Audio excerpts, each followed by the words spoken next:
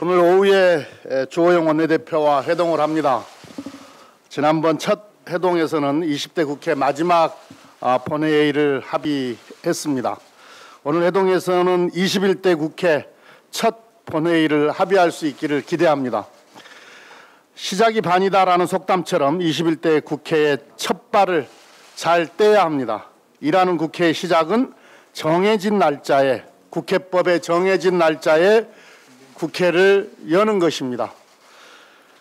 개별 법정 시한을 준수하는 것은 코로나로 어려움을 겪고 계신 국민에 대한 최소한의 도리입니다. 어제 발표된 5월 중소기업 동향에 따르면 중소기업 취업자가 2008년 글로벌 금융위기 당시보다 더 큰 폭으로 줄었습니다. 경제 상황이 더 나빠지는 것을 막기 위해 국회도 나서야 합니다.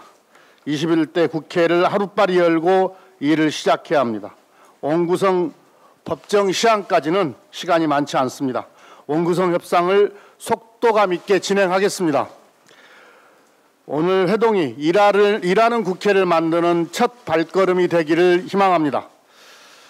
주호영 원내대표님과 허심탄회하게 의견을 나누고 좋은 결과를 만들어내겠습니다. 위기 상황은 위기에 맞는 재정 전략을 요구합니다. 어제 국가재정전략회의에서 문재인 대통령도 말씀하셨지만 지금은 경제 전시 상황입니다. 코로나19는 경제산업 구조에 급속한 변화를 가져오고 있습니다. 위기를 극복하고 변화를 선도하기 위한 전략이 한국판 뉴딜입니다. 한국판 뉴딜은 단순한 공공인프라 확대가 아닙니다. 위기기업과 일자리를 지키고 경제를 살리고 사회 안전망을 확충하고 사회 통합으로 나아가는 전방위적 개혁 작업입니다. 평시의 재정 전략으로는 당면한 위기를 극복할 수도 또 전방위적 개혁을 추진할 수도 없습니다.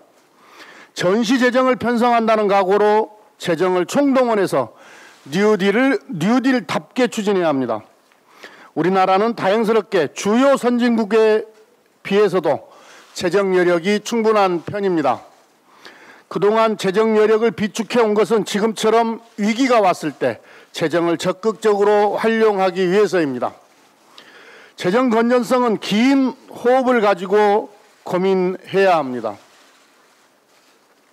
아무리 분자를 관리한다 하더라도 GDP, 분모 관리에 실패하면 부채 비율은 관리가 되질 않습니다. 가족 중에 아픈 사람이 있으면 빚을 내서라도 살리고 봐야 합니다. 건강을 회복한 다음에 일을 해서 갚으면 됩니다. 당장의 재정 건전성만 따지다가 경제 위기가 더 심각해지는 것을 방치해서는 안 됩니다. 민주당은 정부와 함께 3차 추경을 신속하고 과감하게 그리고 세밀하게 준비하겠습니다. 위기 극복을 위해 신속해야 하고 한국판 뉴딜을 위해 과감해야 하고 국민의 삶을 챙기기 위해 세밀해야 합니다. 내년 본 예산도 신속, 과감, 세밀 3대 원칙으로 편성할 것입니다. 재정으로 경제의 선순환 구조를 만들어서 경제 위기를 극복하고 국민의 일자리와 삶을 지키겠습니다. 코로나19로 인해 비대면 온라인 수업이 빠르게 도입되었습니다. 교육 현장에서 혼선도 있었고 학생과 학부모의 불만도 있었습니다. 그러나 전 세계에서 가장 안정적으로 비대면 교육을 수행한 대한민국입니다. 비대면 교육은 피할 수 없는 미래입니다.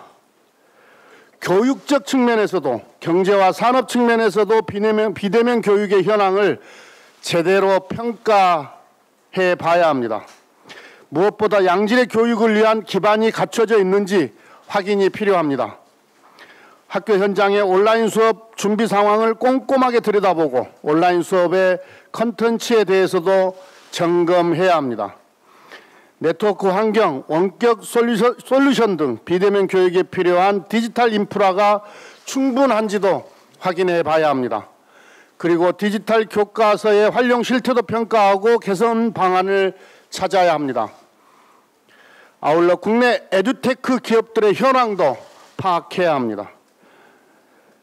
이번 기회에 교육당국에서 이 비대면 교육과 에듀테크의 전반적인 현황을 점검하고 발전 방안을 마련해 주시기를 바랍니다. 민주당은 미래형 스마트 학교를 만들고 에듀테크 산업의 발전을 위해 디지털 교육 리드를 적극 추진하겠습니다.